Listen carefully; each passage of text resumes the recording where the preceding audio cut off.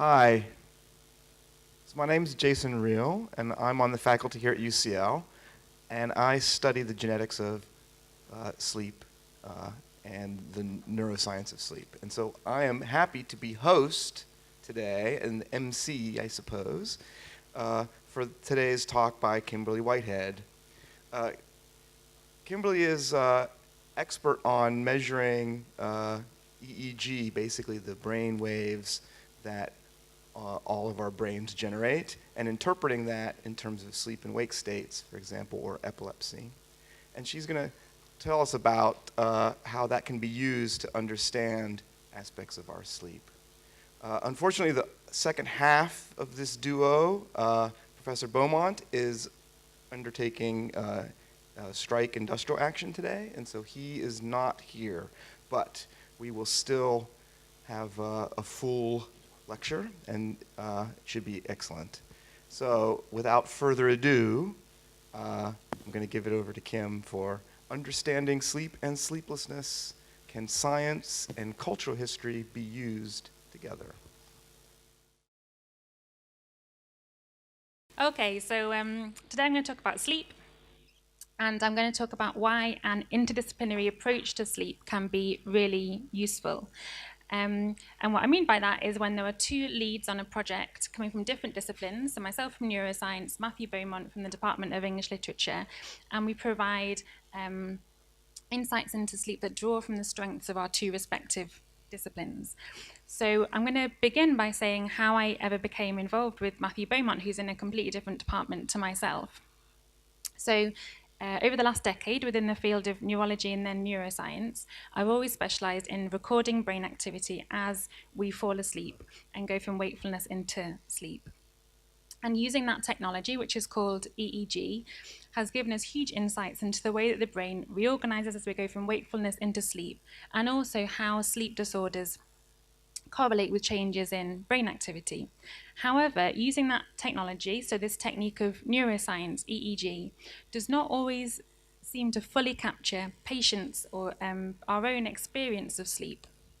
And what I mean by that is when I used to work in the NHS in the sleep clinic, patients would sometimes come and say, I feel like I'm hardly getting any sleep at all every night. I feel really unrefreshed the next morning, and it's so severe that I feel like I'm not reaching my full potential in the daytime. And sometimes we would record their brain activity overnight, and it would be very clear why they felt like that. So something was going wrong overnight with their sleep patterning. But sometimes a patient would describe their sleep like that, and I would record their brain activity overnight, and there would really be nothing to see. All of their brain waves and sleep duration was within normal limits, but they perceived that their sleep was very disordered, and so there was a disconnect between the subjective perception of sleep and what we were able to access with our neuroscience techniques.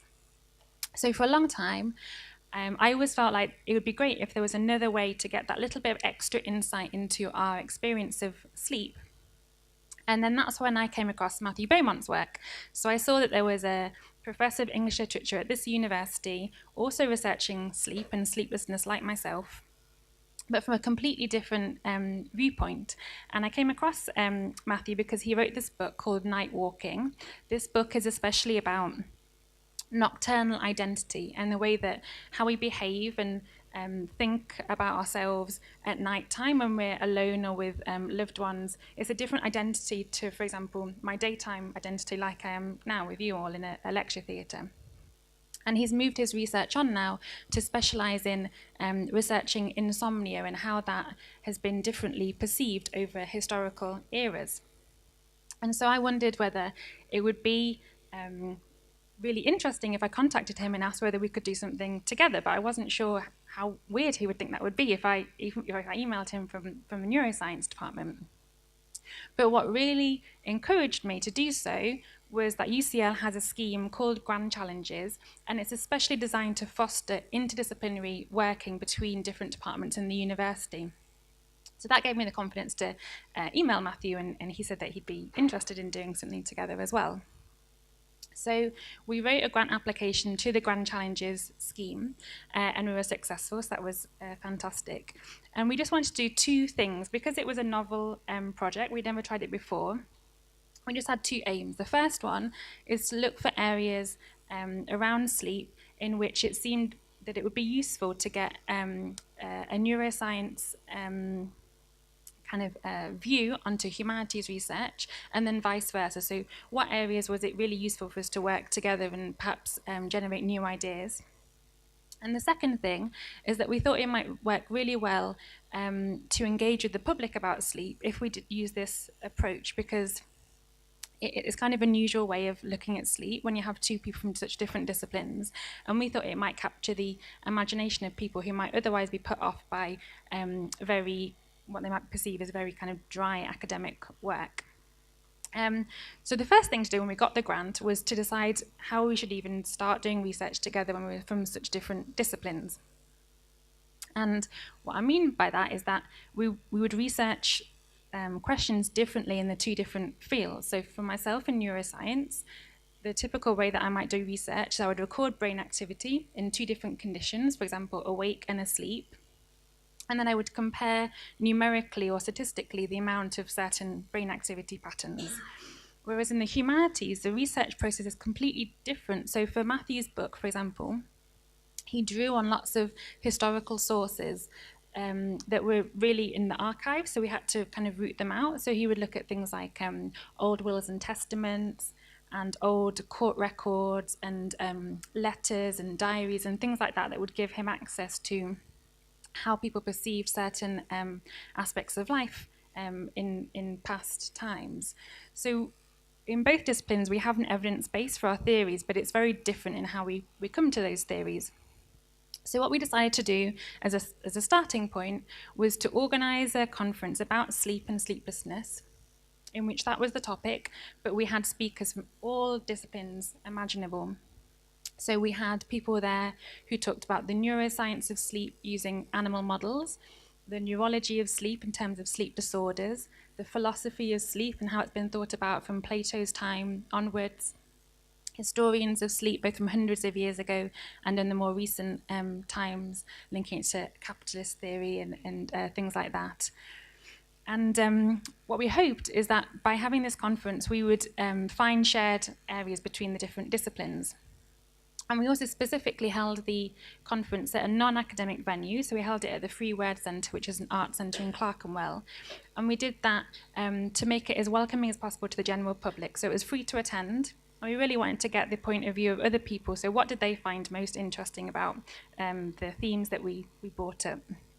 So luckily the conference went really well, and there were areas of shared overlap. So for example, the concept of novelty affecting our sleep patterns was raised both by a neuroscientist, Nick Franks, who talked about animal models of novelty in sleep, and even by a historian of human sleep patterns, and she mentioned novelty and changing social arrangements and how that changed sleep. So there were some areas that made sense to talk about whatever our background. So I have a quick photo here of some of us chatting after the conference during our drinks reception. This is like a bird's eye view.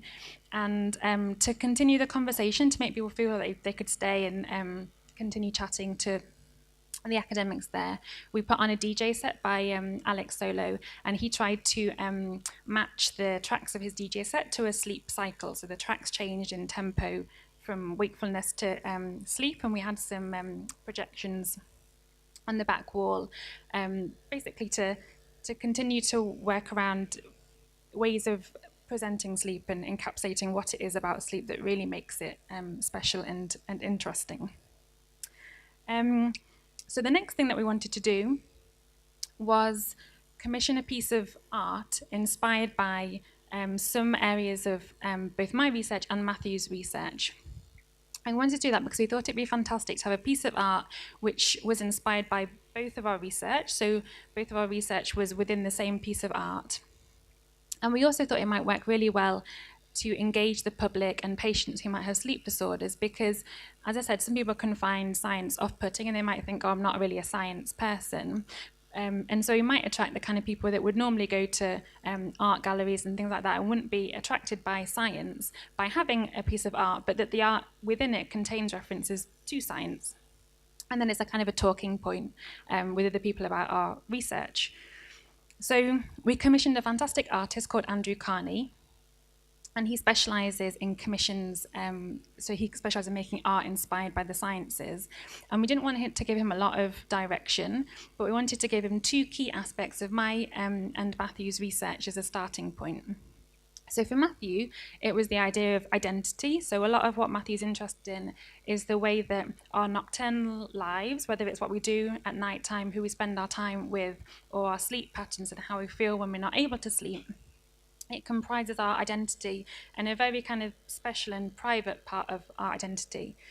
And then for me, I really wanted the art in some way to capture the technique which I use as part of my job, which is the recording of these electrical brain waves, because the use of this technique has really revolutionized our understanding of sleep, and it's taken our research forward so much more than we would have been able to with just behavioural measures alone. So by behaviour, I mean to watch somebody and see if we think they're asleep and study sleep in that way, or ask them to fill in questionnaires, for example.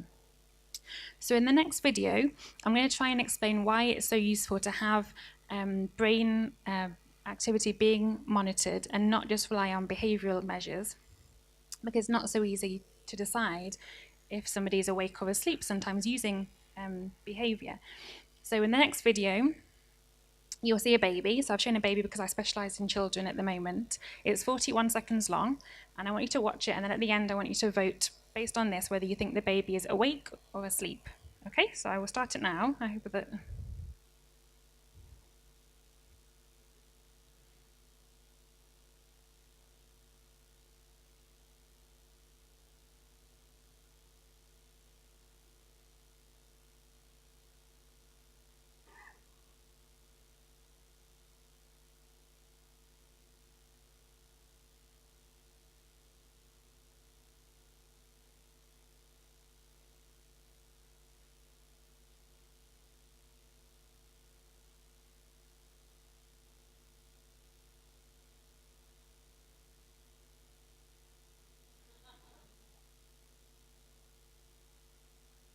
Okay, so she's super cute, we can all agree. But I want you to put your hand up if you think that she's awake. Okay, just a few of you. And then if you think that she's asleep. Okay, and then anyone who's not sure? Okay. So I also overall would suggest that she's asleep, but it's not very clear because there are reasons in babies why it's not clear whether they're awake or asleep. And when we do science, we really need to be sure whether a baby is awake or asleep, because our scientific data relies on us classifying things accurately.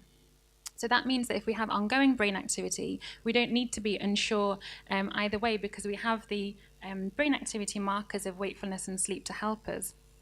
So in the next video, you're going to see another active baby. To orient you, the video of the next baby is a little bit slanted, so you'll see she has a little white bonnet on which covers her EEG sensors and a little stripy top, and you can see her arms waggling around. But in this video, you will see that we have the ongoing brain activity in real time going along.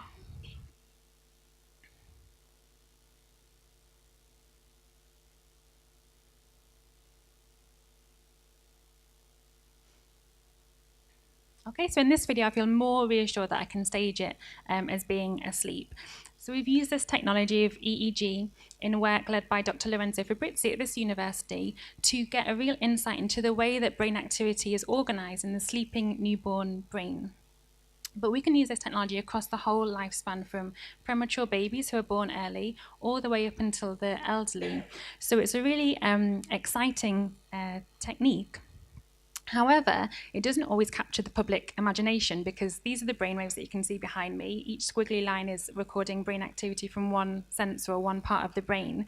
But because it's not colourful, it doesn't look like a microscope image, it doesn't look like a colourful MRI image with colourful blobs.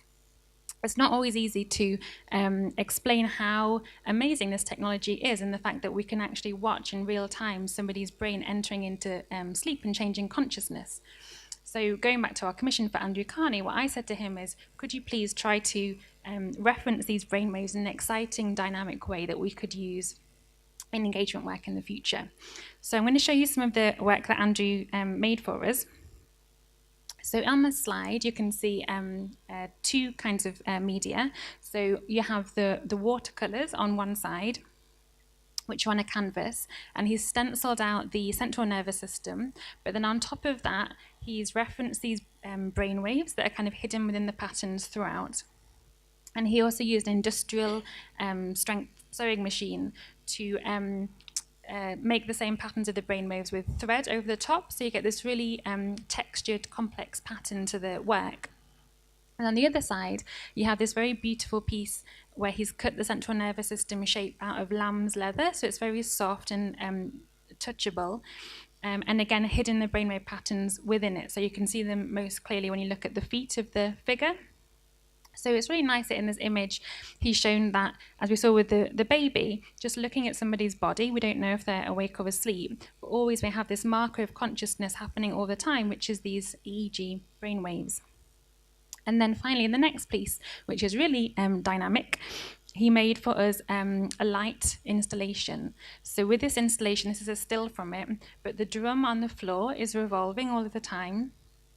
So we get a moving pattern of brainwaves going across the wall of the installation space.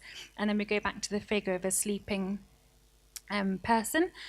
So what I really like about this piece is that it is beautiful, but it also contains a truth about the neuroscience of sleep.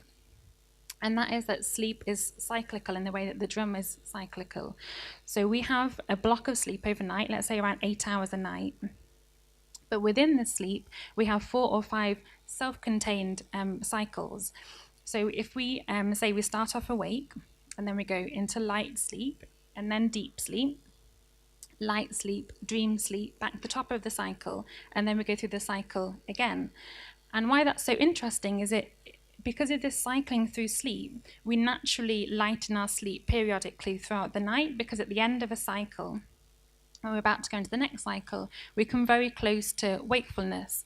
And so we have this a very thin gap between that stage of sleep and wakefulness. So even a good sleeper probably might wake up for a few minutes at that stage of the night. So at this stage, we had the conference and we commissioned the art and we had lots of ideas floating around. And what we really wanted to come out of the grant was, it was only a small grant, so it's a startup grant, but we wanted to come up with a clear question and choose an area that we thought would really benefit from an interdisciplinary approach.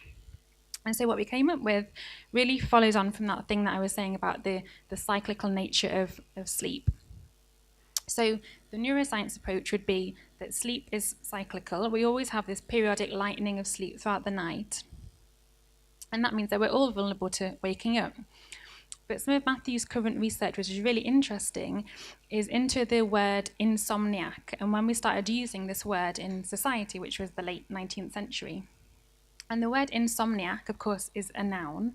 And so it gives the impression that it's a permanent thing to have insomnia. So you would say, I am an insomniac, or you are an insomniac. And it suggests that some people are and will always be prone to this condition. Whereas one way of thinking about the neuroscience of sleep is that because always our sleep is predisposed biologically to lighten during the night, really whether we become very disturbed across the night is due to just changes that fluctuate with the days and the weeks and the months. So our threshold to be woken up as our sleep lightens might depend on whether we've been drinking alcohol that night, or if we're anxious, if we have a pain condition at that time. And all of these factors will change, and they're not permanent, and we do have a chance to improve our insomnia. And so we wondered whether sleeplessness can be thought of as both biological, but also driven by cultural factors. And if that's the case, then of course we have to learn these cultural factors.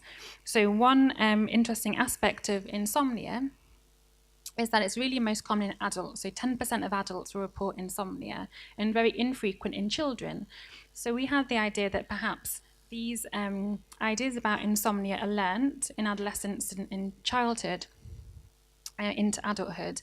And then you can imagine why perceptions around insomnia could change the way that we perceive our sleep, because if I'm not concerned about it and I wake up for 1 minute tonight, I might think it's no big deal and just turn over and go back to sleep again. But if I've absorbed this idea that some people just are prone to insomnia and they'll never get better and it will be part of our life forever, you can imagine that if you felt like that and you woke up overnight, you would immediately start being anxious and thinking, oh, it's 2 o'clock in the morning and this has happened again for the third time this week. I'm awake and I've got a talk to give tomorrow. And, all these things are likely to exacerbate the anxiety and then make things worse and worse. So, of course, this is completely speculative, and we could never answer that with the resources of this small grant that we have, but we could research it in the future.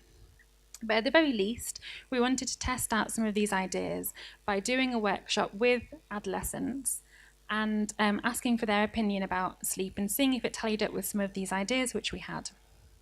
So we did this workshop with a population of adults who are more prone to sleeplessness than other adolescents. So we did it at the Teenage Cancer Unit, which is at the UCLH hospital. I did the workshop with Francis Newman, who's their resident artist. And it was a really good opportunity to use Andrew's art to encourage the adolescents to do some art themselves if they wanted to, but also talk to them in an informal way about sleep and ask for their opinion. Because what's really useful is, before you even start a research project, to get the opinions of the people that you hope will benefit from that research to make sure that you're along the right tracks. So I have a picture here of some of the artwork that they created during the workshop. So you can see that they created lots of different things, and what was called to mind by sleep was not necessarily just being in bed asleep, but also the routines around sleep. But what was really interesting was that they never talked about sleeplessness as being a permanent thing. So they'd all had disturbed sleep associated with their chemotherapy, but they were very clear about the triggers for this sleeplessness. They would say, for example, the night before I go in for chemotherapy, I never sleep very well, but then it normally resolves itself. Or during chemotherapy, I have a disturbed sleep, but then I go back to my normal bedtime afterwards. So they never had a kind of a negative kind of opinion that sleeplessness would be a permanent thing for them. And that's a really healthy attitude, because a lot of the time physical things like being disturbed throughout the night can be exacerbated by the way that we perceive them, and a lot of those perceptions come from the culture around us. So I hope that I have enthused you about sleep and also shown that there are new ideas to be gained from working with someone who's completely different to yourself. So those ideas about sleep, I don't think that I would have thought of them if I wasn't working with Matthew, and I hope vice versa. So what we're going to do next, well, Matthew was researching a book about insomnia now. So what's been really fantastic is that his research process for the book has overlapped with this project that we've been doing together. So hopefully is drawn on some of the neuroscience principles that inspire my own work. We've also co-authored an academic paper together, which is an editorial style paper, and it's under review at the moment. And that was really exciting because it's very unusual to have an academic paper written by two people from a completely different discipline, and it really forced us to write in an engaging way, because I could not go into my neuroscience jargon and he could not go into his humanities jargon, but we tried to pick only the most interesting and the most easy to grasp principles about sleep. And we hope that will draw in other people who might not think that they're particularly interested in sleep, but actually it applies to so many different aspects of our life and biological life. And then we're also in talks with the art team from UCL about exhibiting some of Andrew's art, because that would be a really fantastic way to get people into the university who are not affiliated to the university to come and look at the art and talk to us about our project and feel like they have a stake in what we do here at the university. And then finally, what we're really pleased about is that we learnt some success stories from the grant application, and one thing that worked really, really well, we think, is using Andrew's art and then using that as engagement work, both with the public who came to our conference and with the patients at the Teenage Cancer Unit. Because it was a kind of a fun and quirky way to look at sleep. You might not necessarily think that somebody who's going to talk to you about sleep will start showing you loads of watercolours or light installations. And so it's really made us think that works well to do public engagement work, which has got an interesting, fun slant to it. So next week, we're going to do another project along the same lines. So myself, Jason, who introduced me, and James Jepson are doing a public engagement project at the Grant Museum at UCL. and we're going to talk about sleep across the animal kingdom. So we thought it was a fun way to look at sleep because it's kind of mind-boggling. So I showed you already that with a baby, it's not always clear whether they're asleep or not. So what about if we have, a frog or an earthworm or a fly? Can they be asleep? And if so, how do we know and how can we prove it? So that event booked up weeks ago. So we hope that was the case because we drew people in by looking at sleep in an interesting and engaging and fun way. So I'd like to finish by thanking the people who were involved in the project. So it was funded by UCL Grand Challenges, as I mentioned, and also the Physiological Society as part of their 2018 Year of Sleep. And invite you to ask any questions.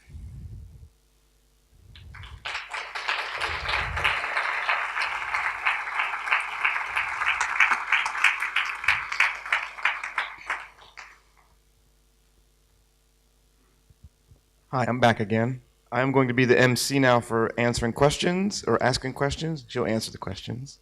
But I'm going to respectfully ask people that have questions to wait for the microphone to appear. There's 2 people on either end of the aisle with the microphone, and that way we can get it recorded for the web and so on. So, question here. Hi, my name's Duncan. Thanks for the lecture and thanks for not bottling for being on your own. Do we always dream, even if we don't remember our dreams? Is that beyond your scope? Yeah, it would be impossible to. I think it would be impossible to completely prove it because dreaming is so subjective. So it really does depend on people being able to report that they dream. So Nick Franks, who gave a talk at our conference that I mentioned, he was really excited by some recent work which used EEG, the technique which I'm interested in, along with an imaging technique. And they believe that they've discovered a kind of a signature of dreaming, so that when this signature happens in the brain activity, that's always associated with somebody recalling a dream. So you could extrapolate from that and say that if people who never recall their dreams, if they have these brain waves, then maybe they are dreaming even if they don't recall it. I think they would want to replicate those studies more to be sure about it. In terms of why some people don't recall their dreams, I think it's not clear, but it's more easy to recall your dreams if you wake up straight from being in your dream sleep, and that happens much more likely. Much likely to happen if it's the early part of the morning, because generally our dream sleep is clustered around the early part of the morning. So if we wake up during that time, we're likely to wake up out of dream sleep and then recall it.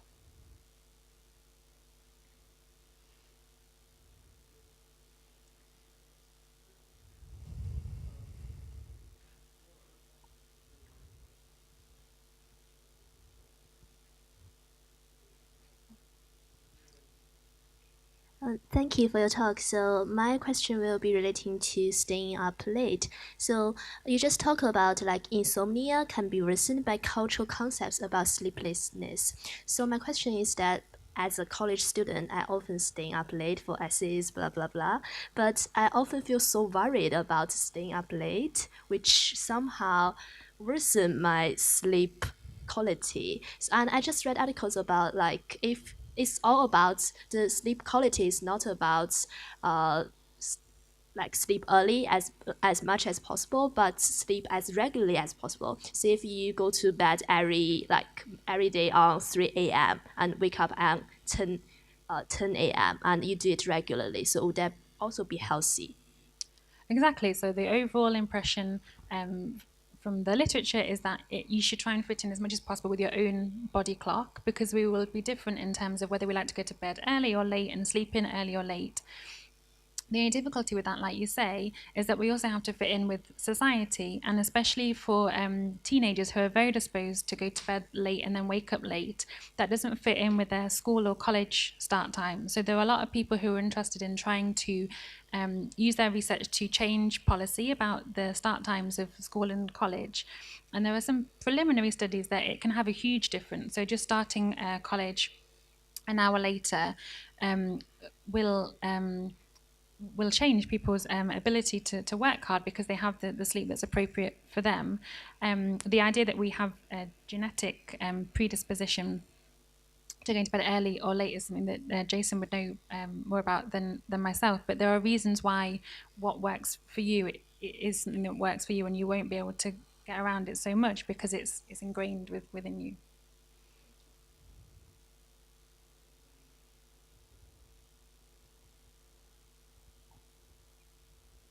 And yes, you mentioned that observation behavior doesn't really kind of measure sleep in terms of brain waves, but increasingly people using Fitbits, phone apps, which are measures of activity, and thinking that this kind of measures real sleep rather than the subjective, perhaps, impression of sleep. What's your view of that and the accuracy of these as measures of sleep? And should we be relying on this, or is this actually potentially going to drive further problems as people think, oh my goodness, I've been active all night, my actigraph says that, I've clearly got a problem with my sleep, I'm an insomniac. So actigraphy can be accurate. So we use it in the NHS, and we would never use it in the NHS if it wasn't accurate. But that relies on really good quality algorithms and good quality software. So the ActiWatches that we use in the NHS, they're worth thousands and thousands of pounds. So much so that when patients come to collect their watch to wear over a 2-week period, they have to sign a disclaimer form. So the commercially available ones that I've seen are so much cheaper than that. It makes me suspicious that they can have the advanced software that we use in the NHS. However, even in the NHS, we try to validate it for at least one 24-hour cycle against EEG. So often a patient will come in, we'll get them to wear the ActiWatch while we record their EEG. We'll check that there's, let's say, 95% overlap between what the ActiWatch says and what the EEG says. And once we've shown that, then we believe the ActiWatch data more for the next 2 weeks. So it really needs to be interpreted by an expert, and I would agree that it should not always be interpreted by an ordinary person.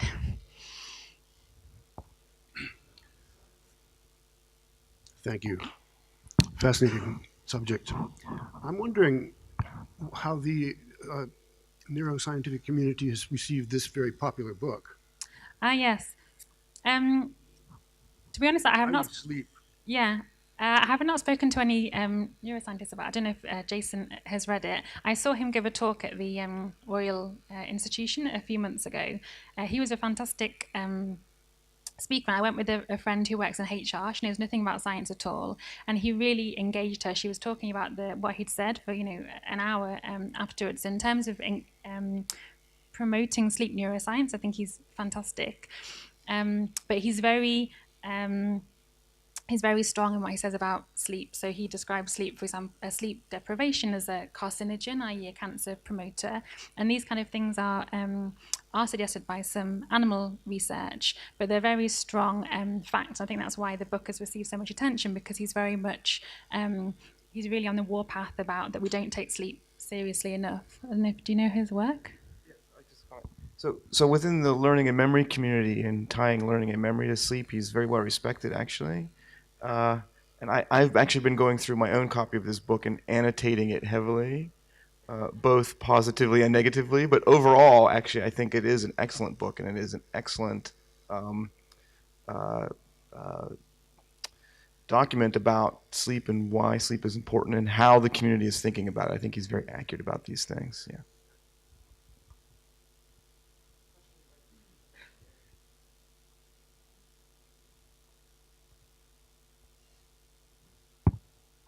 Okay, thank you very much.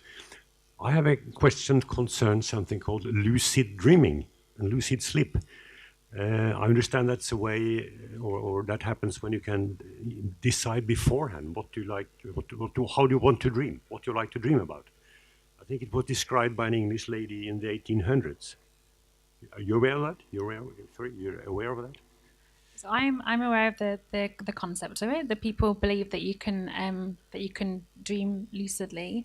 It's not something that I am really an expert on in terms of whether there is a mechanism that could explain that. Other than the fact that dreaming will always incorporate what's happened early on in the day, a lot of the time, but it will be jumbled up. So I think it's not impossible that if you thought enough about something that it would go into your dream, because when we do things a lot in the daytime, they will go into our dreams. But I would not want to comment further.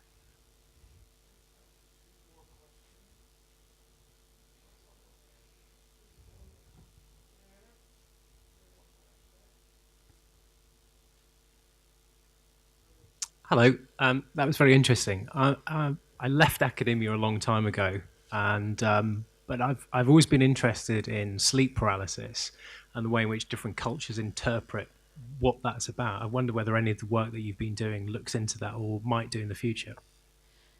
Yeah, so sleep paralysis is really interesting because it's both something that can be normal, so we can all have it, but then it becomes more frequent in some pathological conditions.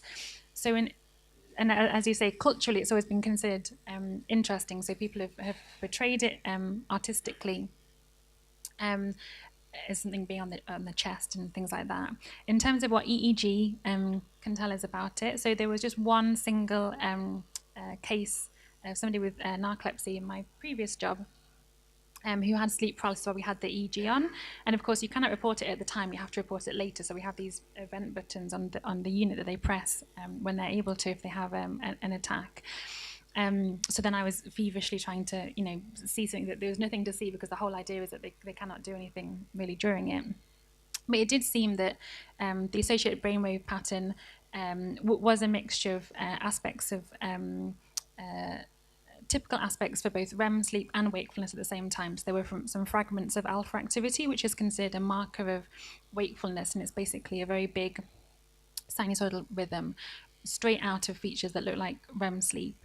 But because it's so rare and we don't have EEG recordings very often, I don't know how many people would be able to have enough data to publish it. But it's so interesting that even a case series of 3 or 4 people with sensors on where they had it would be really fascinating.